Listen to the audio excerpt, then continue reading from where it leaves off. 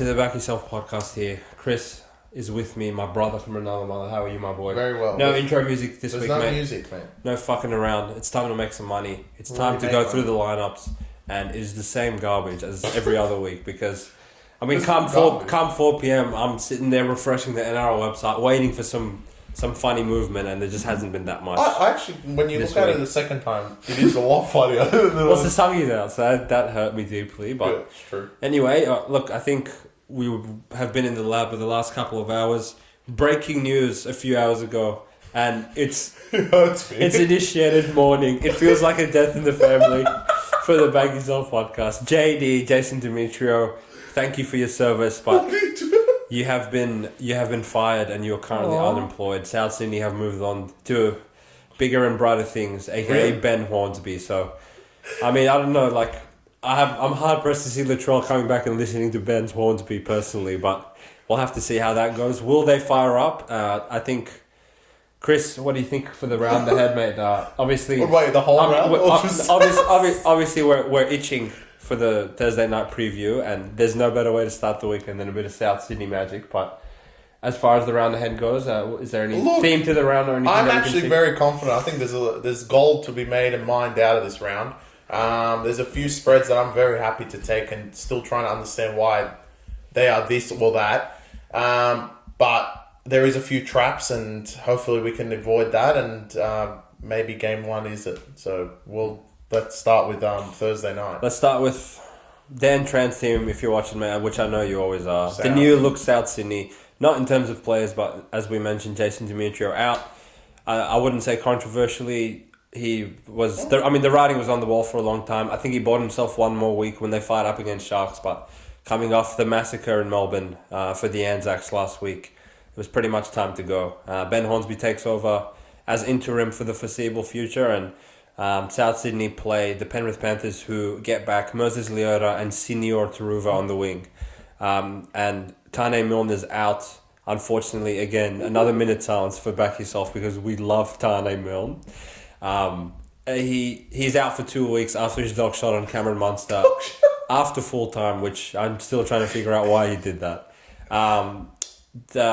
Isaac Thompson comes onto the wing, another one of our boys. So one of our boys out, another one in. I wish they'll both play. And I don't think there's anything else of note. Oh, Garlic Sauce is back for Melbourne as well, which is Brunton Garlic, which no one gives a fuck about it as well. So many boys are back. Now there's more boys. Sorry, why am I talking about Melbourne? Sorry, it's Penrith. We'll discuss more games of boys later. It's alright. Yeah. There's other people. It's alright. So essentially, look, I'm going to come on here and say, the bookies and the punters, you guys have put me in a spiral.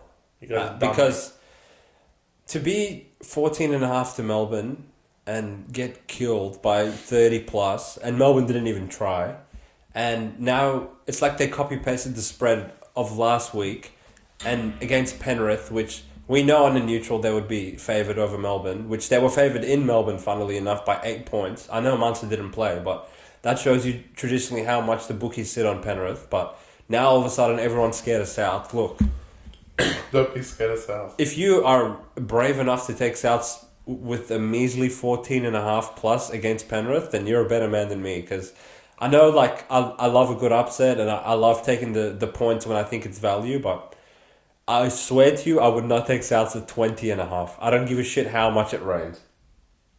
You don't? Yeah. See, I disagree. I love disagreeing with you, especially when it's on South, because in your heart and soul, you want us to come on here and say it's value. Well, that actually just puts in perspective how much it is in value, because even I'm saying I can't take them. All right, look. Do I wish this line was like 20? Yes. Do I wish it was 18? Yes. Do I wish it was 16? It probably will get to that. This line should be the biggest one of the year, in my opinion. Dogs going to Melbourne has been the biggest line, from my correction. 18. It was 18.5. But I still think this is bigger because Dogs have been absolutely... South have been absolutely pitiful. For 7 matches that they've played, luckily they won luckily they beat Dogs. Dogs are the only pricks to give these guys a win. They should be 0-8. They should be 0-8, but they've won one and they got the bye. They looked absolutely horrific last week. From after the about 20th minute, that's when they quit. But there is a slight part of me that today's news actually broke at the perfect time for South. Look, now, if they were truly playing this garbage because they are garbage, which we know they are, then should be 20. And the public, I'm going to call you guys out that because you were happily laying -8 with Dolphins, -16 with Cowboys in Townsville against Titans, and now you see South and you start shaking. Like, last week you weren't shaking when everyone took Melbourne. Melbourne went to 16.5 almost at home, and they covered it very easily, and now you're shaking. Penrith, who are better than Melbourne. It makes zero sense, right? But it's like they knew that Dimitri was going to get sacked. Yeah. All right. It's like it's accounted for in the line, and they pushed it back because they know they're going to fire up. Well, look, if they're going to fire up, and if it was JD that was holding the team back, which, in our opinion, you guys either quit on JD or just quit on the club in general. Like, it just seemed like that. But if it's JD is the poison of the club, then the 14.5, 12.5, 10.5, you can take alternates. Then if they're going to fire up, they're going to cover it, right? And if they're going to do that, my small part of my heart thinks they will. I can't take it at 15, and no one should. Look, we can work together. Everyone that watches the podcast, work together. If you're going to take Penrith, don't think about it on game day. Take it right now, because only thing that can happen is it's going in one direction. And for all the people, South supporters, anyone that wants to be on South and is brave enough to do it, wait. This is the one line that you need to wait on. Underdogs genuinely are. And also, on top of that, this is Thursday. You know what? I'm convincing myself of South. Because, You're on your own there, Joe. Because, it's Thursday as well. What weird shit happens on Thursday? Not weird shit happens on Thursday. It's just that on the day, this could get to 18. Yeah, but it's not going to get to what it should get to. 22 and a half. Correctly, maybe 20. Yeah. 21. No, I'll lay 20. Bro, look, Chris... Chris is slightly blindsided, and there's a mirage in front of him. He doesn't know which way to look. There's so many variables working against Chris that I might cut out his section of the podcast. What? So he doesn't lie to the public and tell them to take Souths. I didn't say take Souths. Because of the following reasons. One, when Dragons fired Anthony Griffin last year, Chris said the following week they're going to fire up for the new coach, which we still don't know his name. Ryan Carr? Ryan Carr. And they beat Roosters. Ryan Cardigan. And then the following week they killed Roosters and won the comp. There's the hatred for Penrith that he has deep within his soul. Who would he root for in a game of Dogs and Penrith? You can find out next week on the podcast. Yes, I can't wait to look, and he has a true admiration and love for Souths. Not quite to my extent, but he loves them. Look, at the end of the day, even if they fire up for JD, you still have to go in between the white lines and handle the Penrith onslaught that is coming for you for 80 minutes. They went to Townsville last week, minus Leota, minus Senior Taruva, had 44% of the ball for the entirety of the match against the high-powered Cowboys offense, and they still almost covered 7.5 on the road. There is no reason in the fucking world to assume that Souths are going to be resilient for more than 10 minutes again, and even if they wanted to try, they are incapable of holding out Penrith for the duration of the match, and they couldn't even score for 5 hours against Melbourne when Melbourne were actually trying. Once Melbourne got to 34 to 4. 32 to 4, yeah. 32 to 4. No, sorry, 36 to 4. 36 to 4. Then South started playing backyard footy and scored some more garbage. But Melbourne are renowned for letting you back in through the back door because they don't give a fuck. They don't give a shit, essentially. But Penrith are the one scumbags in the sport that will hang their hat on holding Souths to 0 for the entirety of the game. But they can't. Critter's not there. Don't worry about Critter. Souths, back-to-back weeks, you cunts should not even show up for the match. I said it. Oh. On to the next one. No. Speaking of 14.5. Now it is. I cannot believe whoever they've hired at the judiciary, he needs to be investigated for tampering. I guarantee you took Manly minus 8.5, and then he was like, "Yeah, Cherry Evans all good. You can play." Yeah, literally. I honestly laughed my head off when I heard Cherry Evans going to challenge the dangerous throw where they almost snapped Sean Lane's neck in half, because I thought, but this cunt literally just wants the extra week off. He's tired. He's getting ready for Origin. Yeah. And Chris said the same thing. Like, we were in unison there. There's no way he's going to overturn it. But I guess they're just going to hand Ola Kawatu, who's 2-game suspension, and Cherry Evans is named to play in this one. Opened up minus 8.5 in the favour of the Manly Seagulls. Actually, I want to say this opened up at minus 4.5 at some point. Yeah, four. Minus 4.5 on the look ahead lines. Raiders lost 40-0 at Shark Park, so this got bumped up to 8.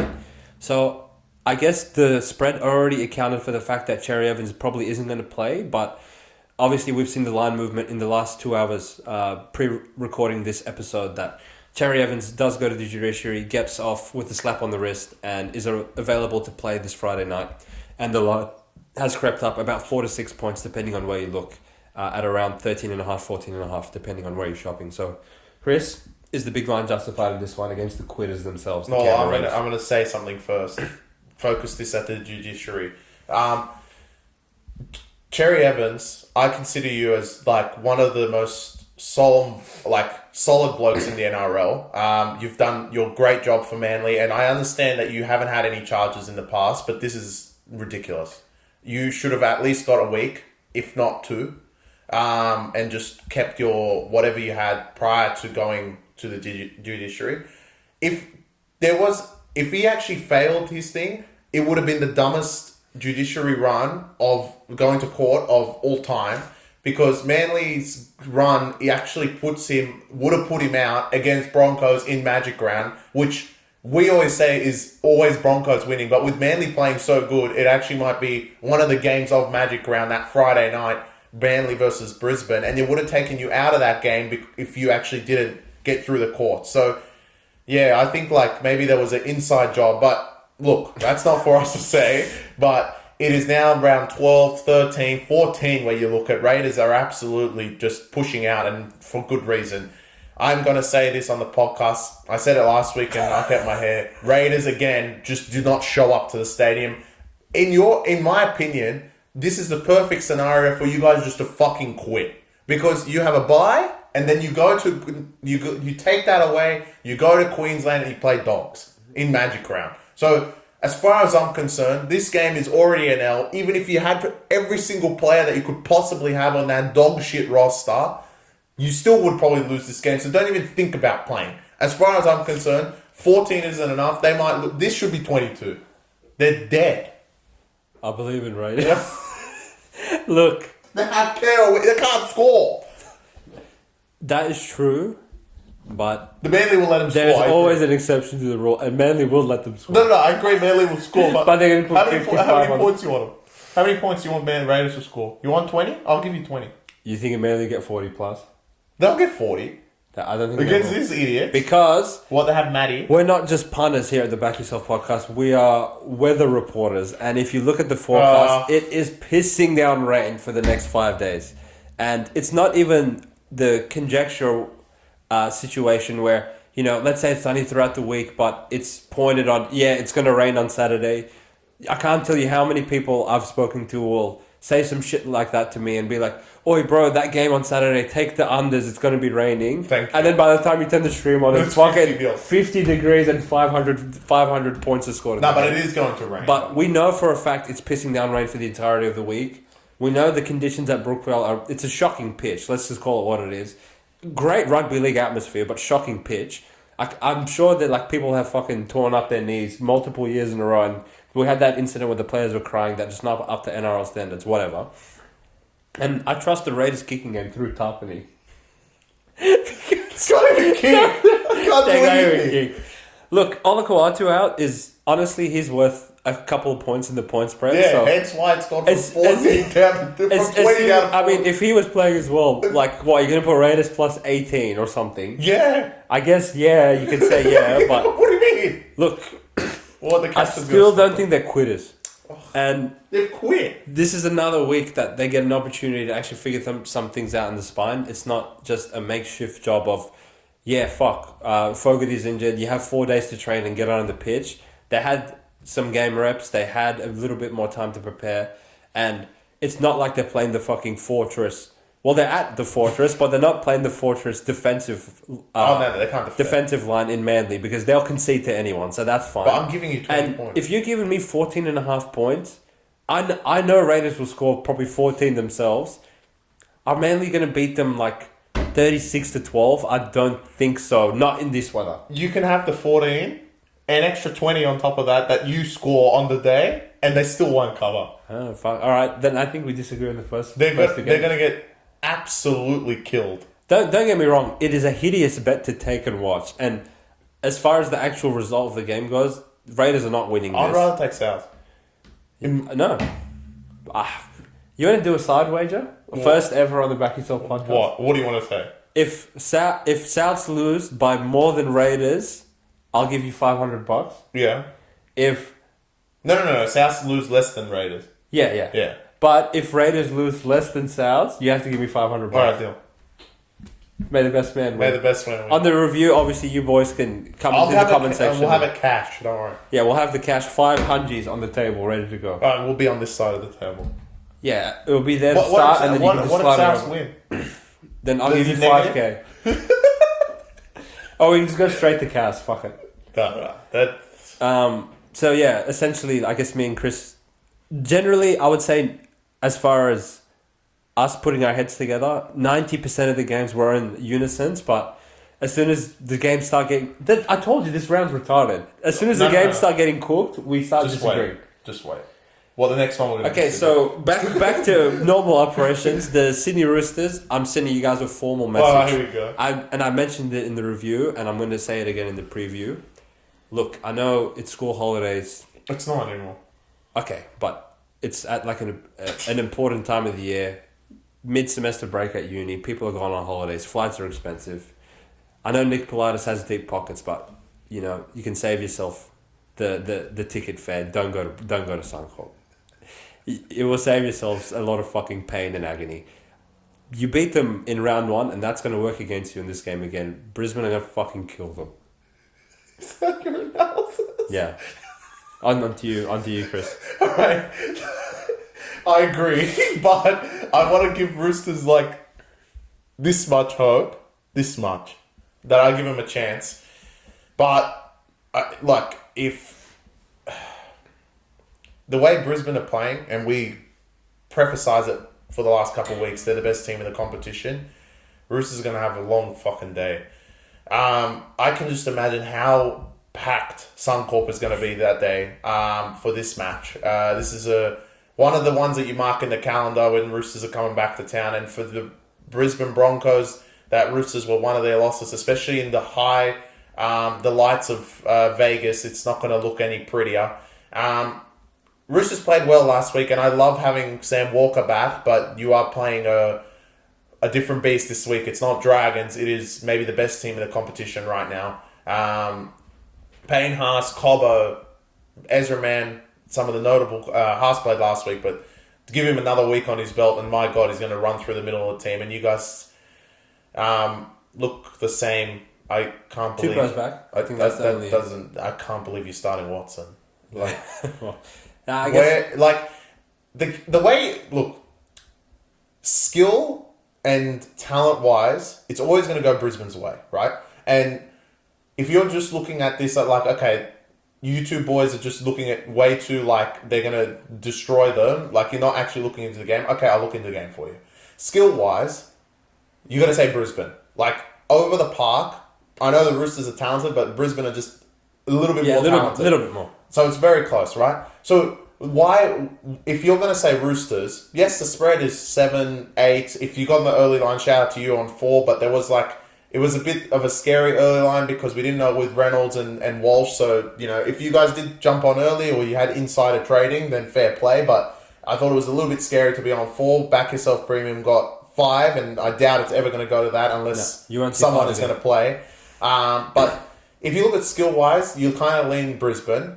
If you want aggression in this game to actually rattle the Broncos, and that's what you need to do when you have players like Reece Walsh who can just go around the back, and you want to rattle them, and that's as much as I hate Victor Radley and I think he gets sin bin and penalised too often, he's the type of player you need for this game. I agree. And Trent Robinson, I know Watson was great last week, but it was Dragons. And as far as I'm concerned, you don't need that sort of like speed presence in the middle. You need the aggression on defense to go to Broncos and show them up. Because if you don't do that, they're going to roll you through the middle, and yet alone what the outside backs are going to do to you. Tupou back is good. They won't have as much as an aerial threat, but the way Brisbane are going, Reece Walsh might just carve you guys up through the middle. I agree. I give them a bit more hope than not show up to the stadium, but I still agree that the Brisbane Broncos will win this game and win comfortably.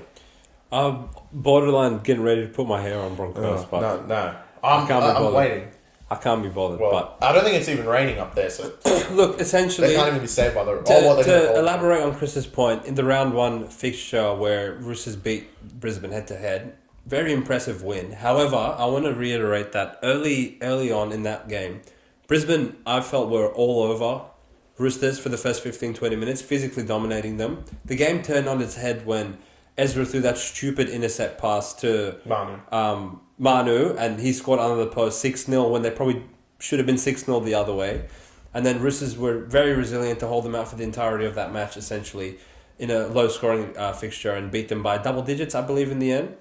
We do also have to mention that this was the game that Spencer Leniu got suspended. Guy, I wish he was playing again. Honestly, we could get 9 sin bins if he was back, but I honestly think I forgot about that. I honestly think the NRL took into consideration. Let me passes. suspend this cunt long enough so that he doesn't go and play Brisbane Well, I think again. he comes back for Magic Round, which is actually really well done by the NRL. Yeah. So that was smart from them, because if he was playing like him, Warrior Hargreaves, Lindsay Collins, Haas, Carrigan, Ricky, someone would die. Piacore, like someone would die on this. If Radley was playing as well, there would be a death on the field.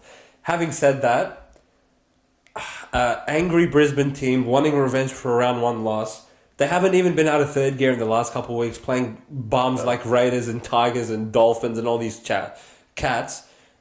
That is just giving them enough leeway to just, they can rest Mam and Cobbo last week and still cover. They can rest Adam Reynolds a couple of rounds and still cover.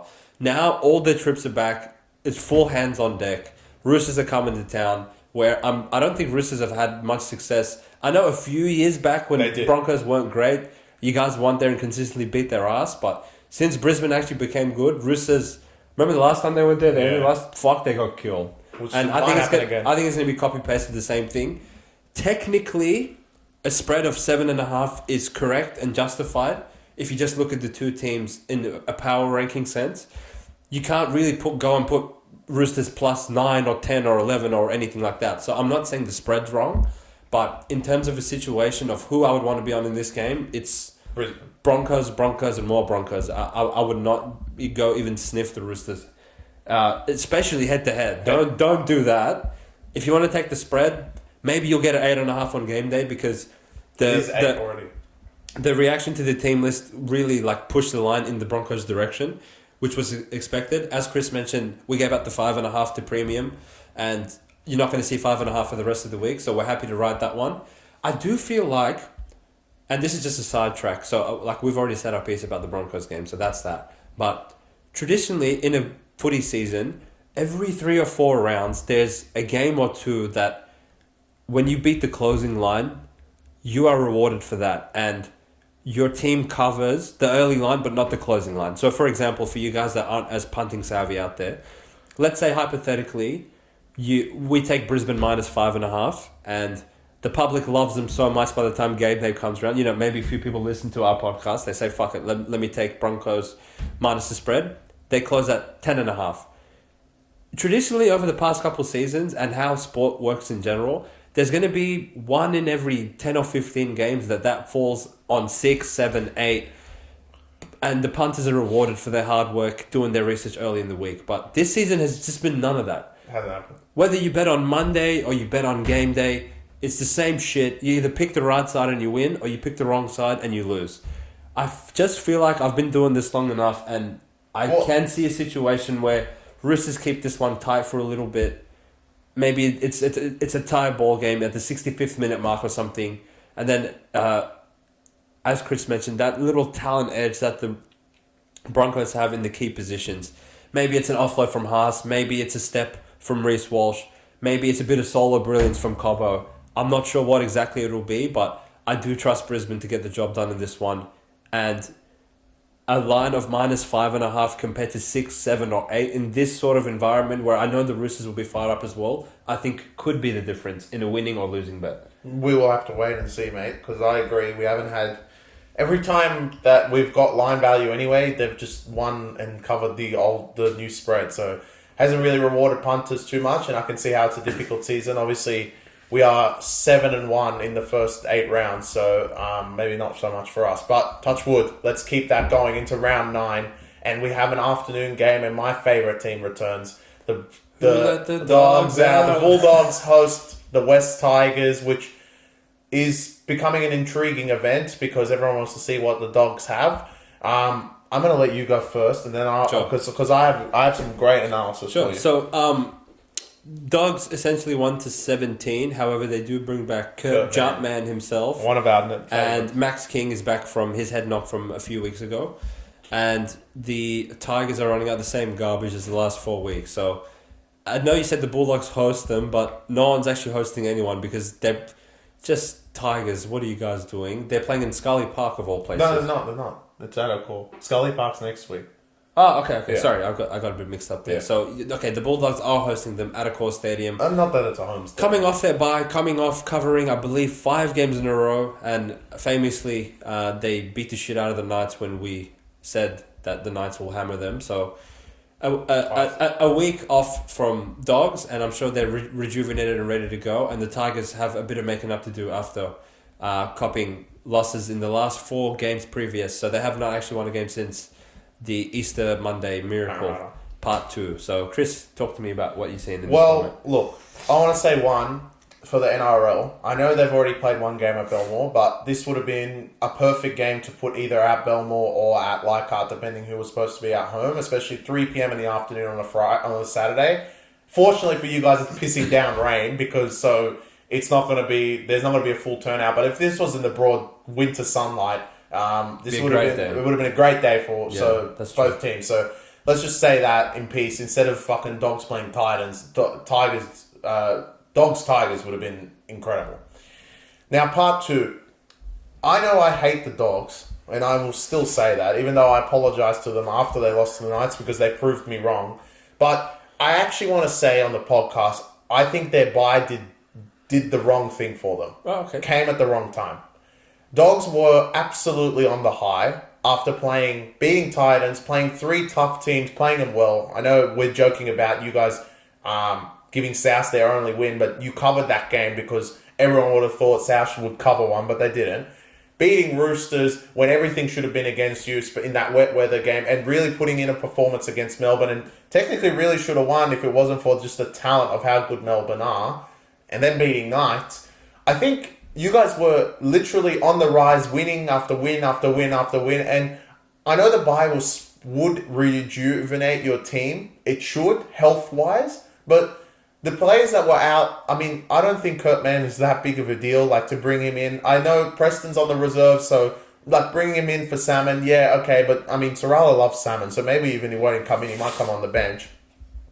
I actually think this came at the wrong time for the Dogs. And going into a wet weather game is not the most ideal thing for the way the Dogs were playing. Dogs were playing really good backyard footy, throwing the ball around with their outside backs and able to break the line because their outside backs are actually talented. They actually will not... I mean, they could throw the ball around, but if they do, one, on top of the fact they've had a bye, they might be a bit rusty and it's raining, so... Are they going to go back into their shell thinking it's raining and we haven't played in 2 weeks, let's get into the rhythm of things? So I'm actually just doing this objectively, as in I'm not saying bias to Dogs. I'm just saying I think you guys were on the rise. The bye maybe came at the wrong time. I would rather if you guys played this last week while you guys on the rise and Tigers on their downfall, because now Tigers are in a different position. Tigers, like Hussein mentioned, have lost 4 straight. Maybe the last 2 games you can argue... Look, we said it in the thing. I think Gus Gould absolutely killed it as well. He said it live on TV. I don't understand how that Api Coruscant try was not a try. But regardless, you still didn't cover the spread. And you haven't covered the spread in the last 4 matches against shit opposition and good opposition. at the fortress, which is Campbelltown. Yeah. And you kind of play like a team that you guys need to be comparable against, and you're still 8-point underdogs. I think in terms of the weather and where the Dogs actually are, I know everyone's going to say Dogs, but I actually think if I was taking the points, I would take Tigers. 8 points in that weather, and Dogs, like, if they're that good to overcome the bye, then I'm completely wrong. But I actually think the bye just slowed down your momentum a little bit with how you guys were going. And I'm going to say that the Tigers will bounce back in this one. Bit topsy-turvy on head-to-head. We'll leave that for upset alert, but I think the spread will be safe for the Tigers. It was a lot of good analysis on the dog side of things. What do you think about Tigers, though, mate? Tigers are garbage. Look, they name 1 to 17 gives, in my book, Benji kind of has said, look, boys, the last 2 weeks has been difficult. You've played 2 great teams. You guys have another week to prove yourselves, which I don't mind. What's that guy's name? Finu? What's his first name? Oh, the second rower. Who cares? I mean, Finu should be suspended. Like, for stupidity. For just stupidity. Yeah, right? Like, literally. But anyway, he stays. Tigers are 1 to 17. Look, they still have Lockie Galvin, and if the team plays like they did against those top 8 teams, I know everyone's going to say Para's garbage, but they're not. They played well against them, and they obviously beat the shit out of Sharks, who are first on the table. If they play that level, then, you know, Dogs are going to really struggle this game, because if Tigers get to that point, then this is going to be like a very tight game. If not, Tigers win this. So Tigers have definitely been underachieving the last couple of weeks, and look, to beat someone that's, I guess, one of your rivals, somewhere that you would think where you are on the table. Obviously, there's a lot of people out there. Dogs are now in the 8, and Dogs are going to accelerate into the 8. But if they're not, then Tigers should be nearabouts around them. So Tigers, this is not a week that you guys need to just lay down like you did against the Dragons. Prove that you can beat these teams, because this is your competition. I know you haven't played South yet, but this is your competition for the next couple of years. Next year, it might be a different story, but for this year, Dogs, Dragons, Titans, Knights, those teams, Souths, I guess, are your competition. So if you're just going to back down to them as well, then you might as well come last. Interesting. Okay, so I wouldn't say Dogs. This is very ad hoc, and I wasn't planning on this, but I'm going to put you boys under duress because, look, technically you have been a top 6 team by the metrics so far, and I think we've had to graduate to a point where we can't analyze you based on what you name 1 to 17 on paper every week. You have exceeded expectations based on your talent levels versus your production every single round of this season so far. You've been resilient. You've held Melbourne to under 20 points. Sharks and Para did not score more than 25 against you guys. And Roosters really, really struggle against you, going to halftime down 26-0. Now, in saying that, as Chris mentioned, you had your bye, you had an opportunity to regroup. If you just come back and you go rusty and you go away from everything that was working well for you guys, and you don't put Tigers to the Zord, then you're doing yourself a disservice. Honestly, you have graduated to a point where -7.5 against Tigers is not that hard for you guys to cover. Tigers are shit.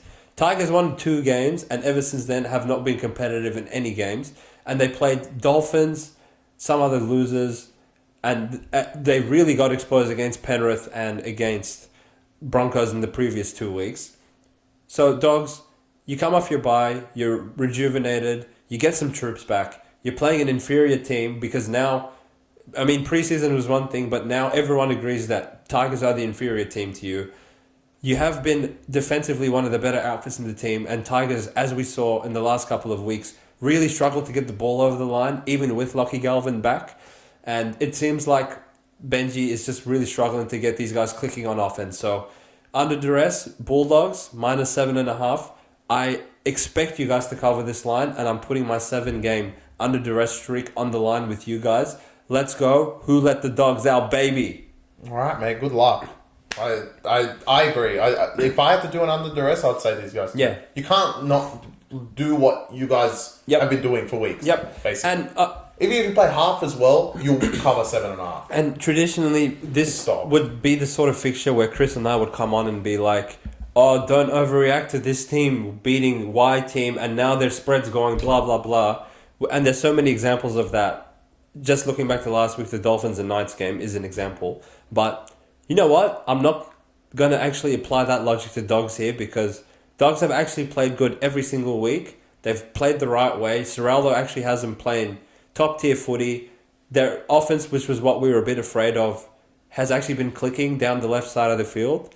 And the only reason they aren't actually considered an elite team is because they are still devoid of talent in some positions, aka the orchestrator on the right-hand side, who doesn't matter how many games they cover or play well, he's still garbage. So that is what it is. But Tigers with Aiden Caesar, Naden, and whoever the fuck's on the right wing, having Kikau and Josh Adokar and Matt Burton coming down their edge, there's logically no reason to believe that they're going to be able to stop them when way better teams in the competition have struggled to stop that thing. So Dogs -7.5. I expect you guys to cover it, and we'll check in with you guys come the review on Sunday. I'll have the sticker out if you guys end up fucking losing. What, on the floor? On the floor, in the dirt. Because, actually, I just want to say, if you guys do lose this, you have as many wins as Tigers. So I want to hear you guys shut the fuck up. Well, that's comical if that happens. So, like, look, I completely agree. Dogs should win this game, but if they don't, as far as I'm concerned, that is horrific. What was the point of every other week? Yeah, no, I agree. So, who let the Dogs out, baby? Let's see how you guys go. All right, we head to Gold Coast, who, as far as I'm concerned, they might still be celebrating. I don't know if they've trained the last couple of weeks. I read an anonymous report that they're forfeiting. They're staying in New Zealand for the rest of the year. Well, Canberra is. I just want to say that Titans have covered more games in New Zealand than Warriors this year, which is hilarious. But look, the Titans coming after their first win of the season at New Zealand on an emotional Anzac Day clash, return back home to the Gold Coast to host the Melbourne Storm, which, if you think back to this fixture, in round 3 of last year, I believe the Titans actually pinged the Melbourne Storm 38-34 at full time it was, in an over-style game. Now, a lot's changed since then, obviously.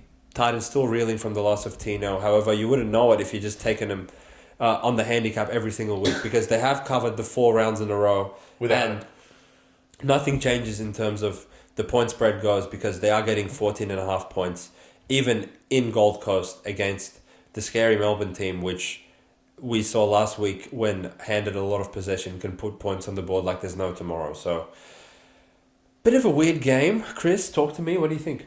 I think the spread's right on the money. Like, Titans, as much as we're going to sit here and laugh at them because we still think they're celebrating, it's the right side, but I actually think you guys are worse than what you were last week. Obviously, Fonaweka not being in. Palm Pereira, I don't know why he's dropped, but sure. There's no way Des dropped him. Dropped him. Are you conclusively saying? I dropped him. Why? For scoring too many tries. Yeah, so Palm Pereira's out. When you need kind of that pace on the wing, I know Xavier Coates isn't playing, but Wishart, the saviour's back on the wing. I heard this on one of our other colleagues that was posting that I don't know why Failongo doesn't just go onto the wing to like slowly bring him into the team, because I assume Bellamy, what you're going to do towards the end of the season is he'll be 14th man and bring the impact off the bench. But, you know, what do I know? You're the coach of all coaches, but I think that's what your plan will be for Failongo, because you can't just leave him out. He's been incredible through New South Wales Cup, and last year we showed how electric he was. But in terms of the analysis of this game, look, Melbourne are full strength outside of Coates, and if last week was enough damage to say that was their ambush, then maybe you guys can say, oh yeah, they're not going to play as great against Titans, but I actually think that wasn't enough.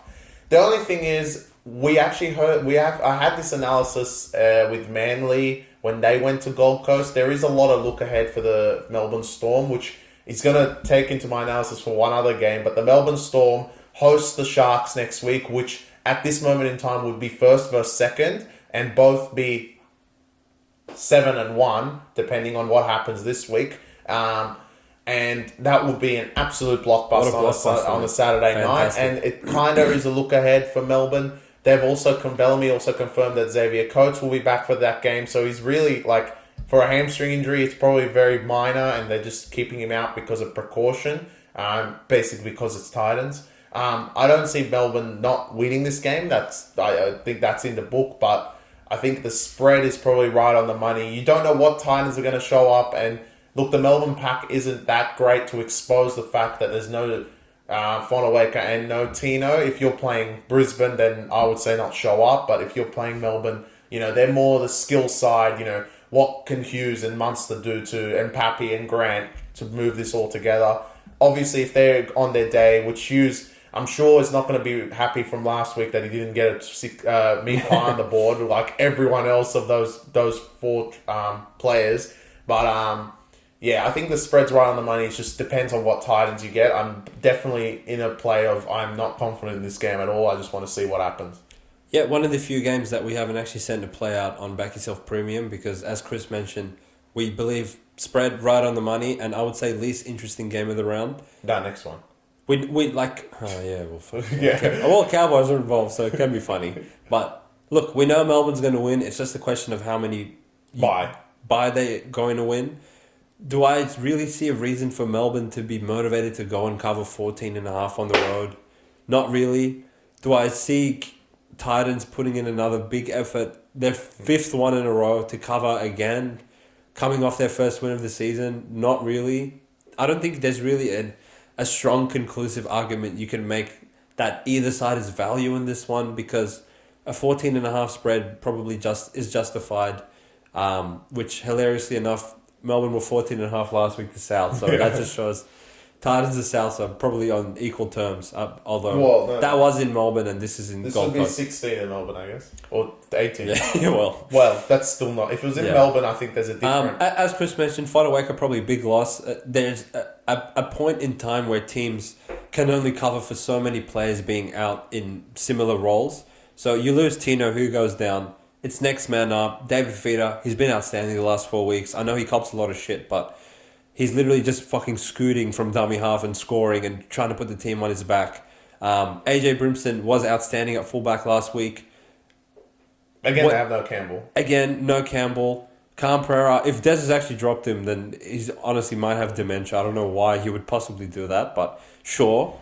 But as Chris mentioned again, look, Melbourne's not really a forward pack that you're going to back down to. And they do sort of throw the ball around more and score in creative ways, but that kind of leads you to think that plus 14 is going to be an ugly bet to be riding if Melbourne are playing it with the same ruck control and dominance through the middle of the field because Titans have no forwards either. If you give Melbourne weight of possession, there's no way Titans are going to be able to hold out Pappenhausen, Grant, Munster, Hughes, Nelson when he comes on. I think we saw when Nelson got subbed onto the field last week that Souths, it literally looked like they were in a war. Bodies were just dropping, trying to bring him down. So it would just be more of the same in the Titans game. So I don't want to take minus 14.5 and see back, like, I could easily see Titans lose by 10 or something gay. And then you're sitting there watching Melbourne were in control the whole game. They never looked like losing, but I still lost on the minus 14. And conversely, you could take Melbourne you could take Titans plus 14, and then they're only down 10 with 15 minutes to go, and then boom, boom, boom, they lose by 28. So I might not want any piece of the aside in this game. So I guess we're getting on overs. I think there should be a Fox Sports to make this interesting. Just put a solo cam on Munster this week. He's going to do something. Well, he scored, so can he back it up again? We'll be playing Melbourne Sound if he does, I'm sure. But again, I spoke too early. I did say this is the least interesting game of the round, but I forgot that Dolphins are playing Cowboys again. A rematch of the round one ambush where I believe the Cowboys got 46 points on the board, beat the Dolphins 46-18. With a minus 4.5 spread, which was the round one handicap look ahead. And now, 8 weeks later, Dolphins with no players are going to Townsville and are a minus 8.5 against the spread. So, I guess the spread's moved in the Cowboys' direction more so based on the Dolphins' injuries than anything else. If anything, from that point of the season going forward, you could probably argue the Dolphins have been more of an impressive side than the Cowboys have been. Dolphins, even in their losses, have fought admirably and only gone down narrowly, whereas when Cowboys lose, they really lose, and they boast a few 30-point blowout losses, which is obviously not good for the resume, but they did bounce back slightly last week, even in the loss to Penrith, and showed that they're not going to quit on the season like a few other teams have in this sport. Essentially, this just boils down to who gives a shit, because I'm not lining up to lay -8.5 with a Cowboys team that concede points at will, and I'm not lining up to take +8.5 on a team that's coming up against a team that's playing at home for the second week in a row, is winless in their last 3 starts, is relatively healthy compared to what Dolphins are. I must admit that they do get Felice Kafusi back, but still missing Tom Gilmer, which we have mentioned, in the preseason went down. Huge loss for the Dolphins going forward. Still no Hammer Time, still no Herbie Farnworth. And no Flegler, which I think the report this week was that he's going to be out for another 4 weeks with nerve pain in his shoulder. So that obviously does not sound great. And the Cowboys are only down Taulagi and Chester, not Chester. What are we going to do without him? Actually, thank God he's out. And they get back Helium Lukey, so who gives a shit? Essentially, when you have Funiaki, who's literally playing better than him. So yeah, literally. So again, as I said, going into this round, there's a few games where you just sort of left scratching your head thinking there's not much value, and this is just another one of those ones in my eyes, mate. What do you think? Yeah, I think the line's right on the money. I kind of feel bad for the Dolphins. This would have been a great revenge spot for them, because like Hammer Time going back home, and there's a few other Cowboys boys, and like the Brisbane boys, especially Farnworth and Flegg, have always had great success at Townsville, especially recently with the Broncos. So it's a bad spot for them, especially off the loss, and I'm sure they would like revenge. So that's kind of where I'm leaning +8, but then -8. Look, Cowboys, you can't lose 4 straight.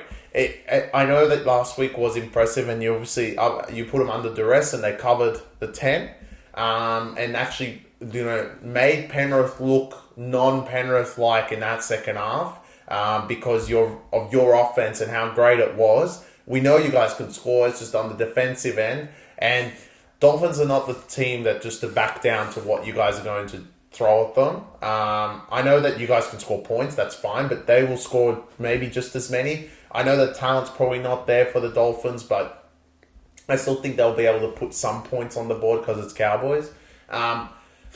Cowboys, this is as simple as you just need the win.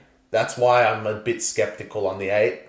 You might just go out there and just, all right, we win by 6 and that's enough for us. Because if you do end up losing this game, then there is really alarming signs that you guys won't make the 8 again. And to lose 4 straight against the 4 opponents you have lost to. I know that Penrith last week, but if you guys were that bad to be 10-point underdogs at home to Penrith, that's really bad signs already. You lost to Para. You're the only team that's lost to Para without Mitch Moses. So that's comical. You got absolutely manhandled by the Cronulla Sharks. So don't get killed again. I think this is another one that the head-to-head is pretty much locked in. I can't see the Dolphins going up there and winning. It's just how much the Cowboys win by, and that's how my review will be once this game's over. For all you boys that, I know there's a lot of people out there that like to do a weekend-long multi where you're backing something in every game. I would not hesitate in taking the Cowboys head-to-head as a leg to fill that multi out, because as Chris mentioned, if you're going to lose a 4th game straight and lose the Dolphins at home with no players, that is really bad for you guys, and I will come on in the review and get the red permanent marker out and put it through you cunts. No, they're already out, man. But so again, I should have mentioned this in under duress actually. The opportunity for some of these teams is at the peak in terms of separating yourself from your competition for those top 8 spots, because the way the season's gone so far, everyone is actually just tripping over each other, and no one has really gotten ahead of the pack besides Melbourne and Sharks. All of a sudden, you look at the ladder, Knights and Warriors have the same fucking points, and Warriors are out of the 8. Dragons are knocking on the door. Cowboys are knocking on the door. Dogs are in the 8. So these sort of games are unforgivable if you lose them as an 8.5 point underdog. Favourite at home at Townsville, where you always play well. But If I had to take a side, I probably would close my eyes and take the Dolphins plus 8.5. Because I wouldn't. My brain will be the other way. Because this week they're plus 8.5, not minus 8.5, which is what they were last week. You just do it because of last week. No, so again, now it's a 16-point swing from playing Knights to Cowboys, which is just ridiculous. But anyway, they have not because they thought they had something. Not to beat a dead horse, but well, you don't understand. There's a difference. Knights had Kalen. No, they still have him. They have him this week. So let's continue on the theme of beating a dead horse. Knights, all right, you guys had your fun. You won your game. You had the wounded tiger theory where what do you mean? It seemed like you had Kalen last week, and he did play like Kalen, but you know some things are just not meant to last in life, and your streak of wins at 1 is coming to an end this week.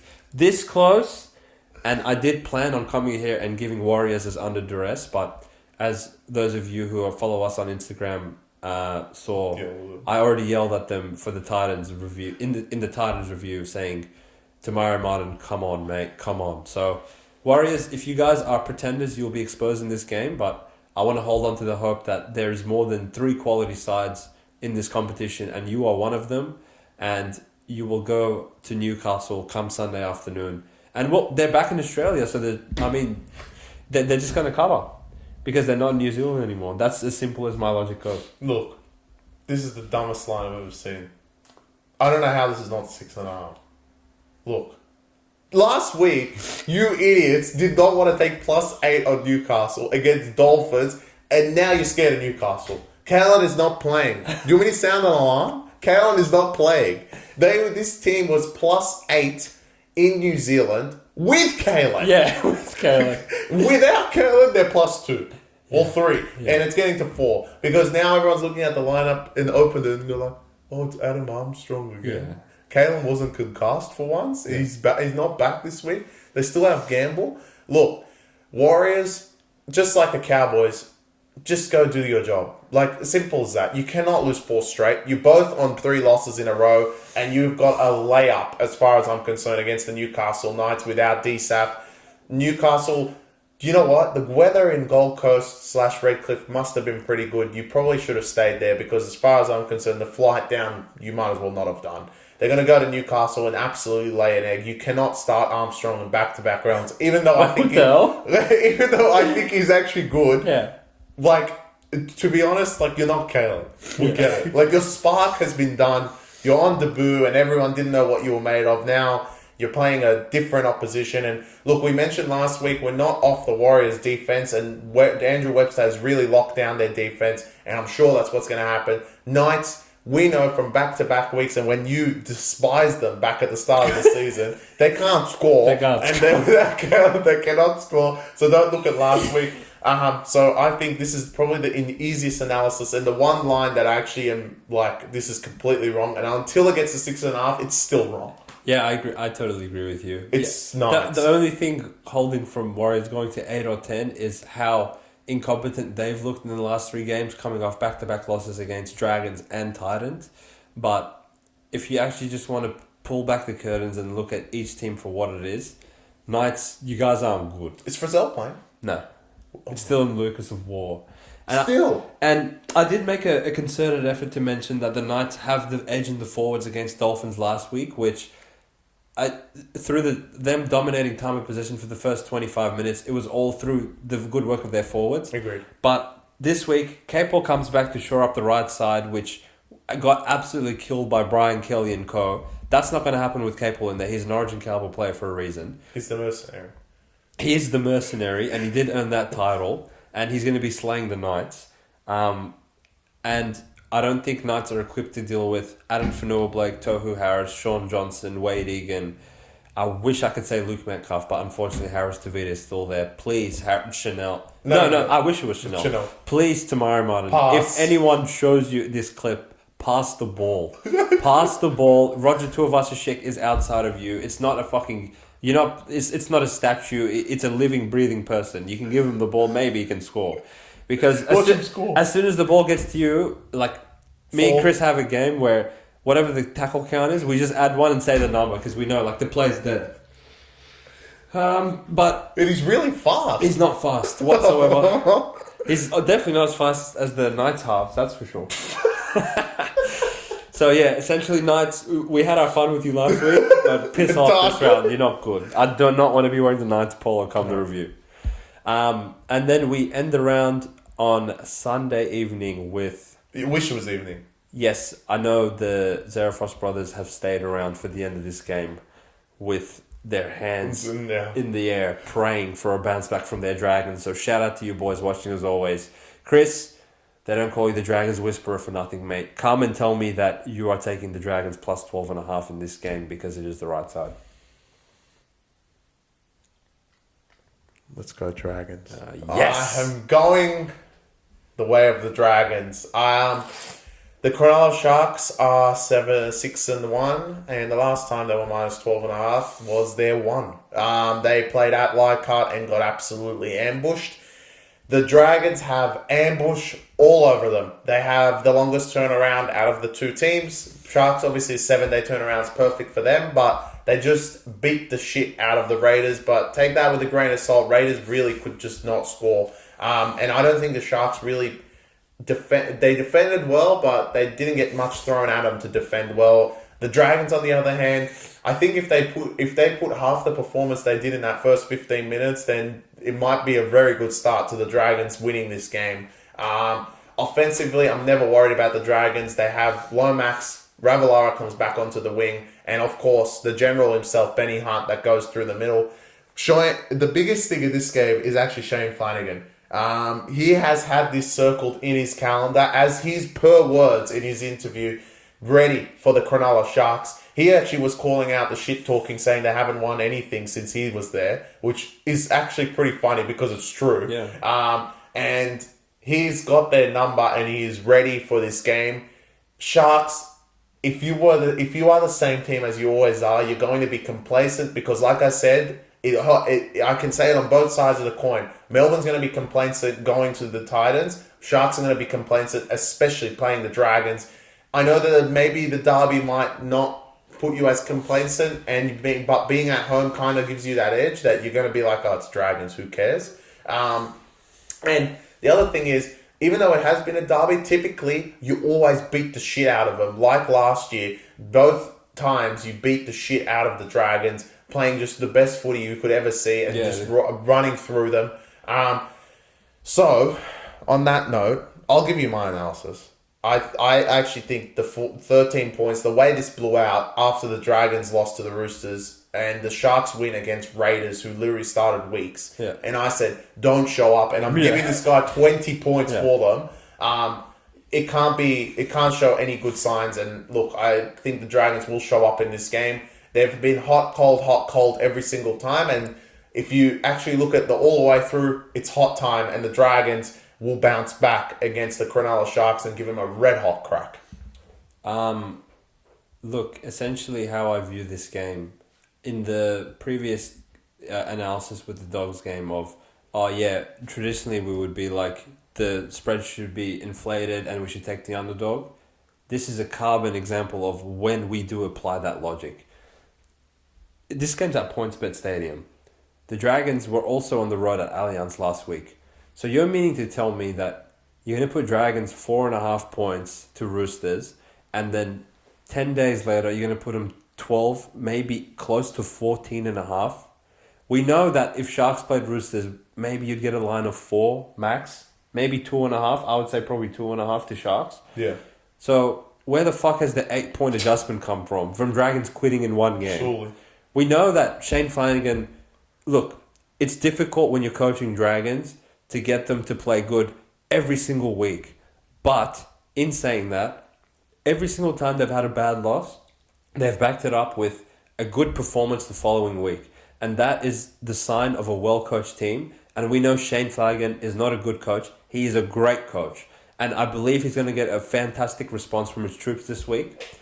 Is it enough for Dragons to go and win? I'm not sure, because the way the Sharks have been playing, they're still a scary outfit. And I'm not sure Dragons have the troops available to them to actually defend Sharks to a point where they'll stop them from getting more than 24.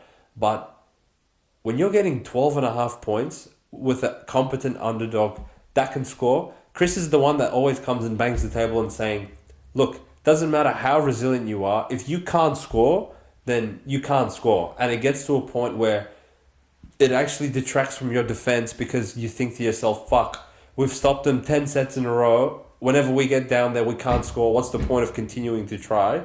And funnily enough, to reference the last time we saw Sharks on the field, that's exactly what they came up against because, as Chris said, Raiders should never ever be allowed to name a spine of Weeks and I still don't know the full Chevy Stewart. You can't run them out there with Danny Levi and Sasungi next to them.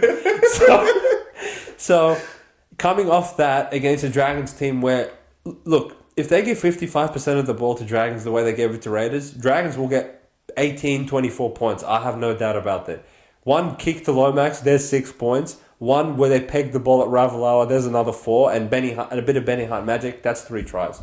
So when you're getting 12.5 points in a derby game, in a bounce back spot where Sharks are maybe a bit fat and happy with themselves, sitting top of the ladder at 6-1, knowing that they have a big game ahead of them going to Melbourne next week, I can't lay 12.5 in any situation with the Sharks here, and I'll be all over the Dragons plus the start. 12.5, as Chris mentioned, no one wants to touch the Dragons this week. Don't take them. Wait till game day. If you can get a 14, even better, but even at 12.5, I'm extremely confident the Dragons can cover this line.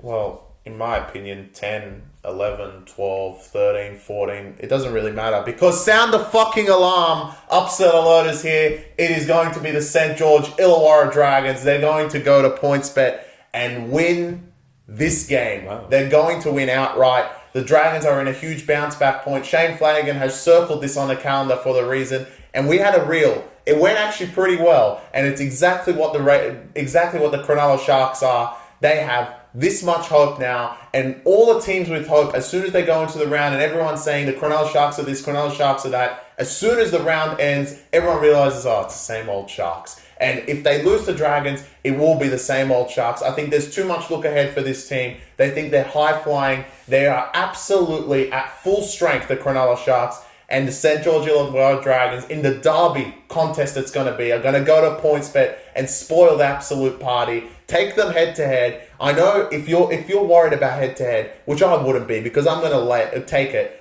But if you're worried, no one's going to back the Dragons. So just wait for 14.5 because you're going to get it on game day. Maybe the rain might play a little bit. So if you want to take 12 now just to be safe, take it because it might push back because they know the Sharks' full play is better on the dry weather than in the wet. But don't worry about it. Boost all your multis. Take the Dragons straight up. They're going to win this game. And the Cronulla Sharks will not be first. At the end of round 9, it will be the Melbourne Storm. And they will host them back in Melbourne. Take the Dragons. Upset alert.